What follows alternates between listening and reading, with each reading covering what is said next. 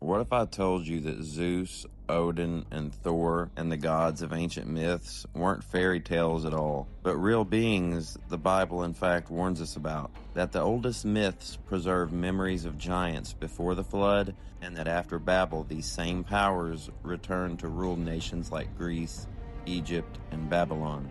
Stick with me here, because this will change how you see history and most likely blow your mind.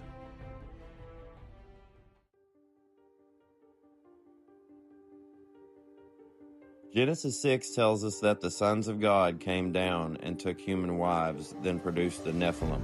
These were giants, the hybrids of heaven and earth, who filled the world with violence. They were called mighty men of renown, and nearly every ancient culture remembered them. The book of Enoch tells how they taught man the secret arts and pretty much just all bad stuff in general. But the Greeks told stories of the Titans, divine giants destroyed in a flood. The Mesopotamians spoke of the Anunnaki, rulers who came down from the heavens. Plato described Atlantis, a kingdom ruled by godlike kings that vanished in a cataclysm.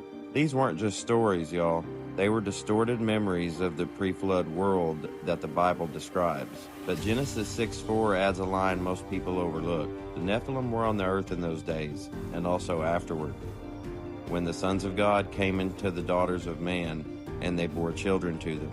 In other words, it wasn't just before the flood. They did it after the flood as well. Members of the divine council from Psalm 82, who God gave the nations to, once again crossed the line, took human wives, and produced giants. That's why the Nephilim appear again in the post-flood world.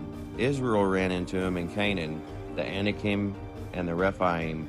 King Og of Bashan himself had a bed nearly 14 feet long and 6 feet wide. And of course, Goliath and his brothers towered over Israel's army. Other cultures remembered them too. The Greeks had their Cyclops, the Norse had their frost giants, and the Irish their Fomorians. Genesis 6 is pretty clear. The same corruption that happened before the flood happened again after Babel. Then came the Tower of Babel.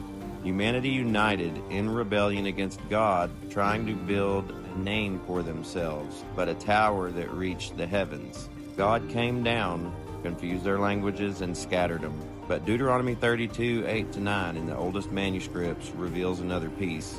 God divided the nations according to the number of his sons, not the sons of Israel.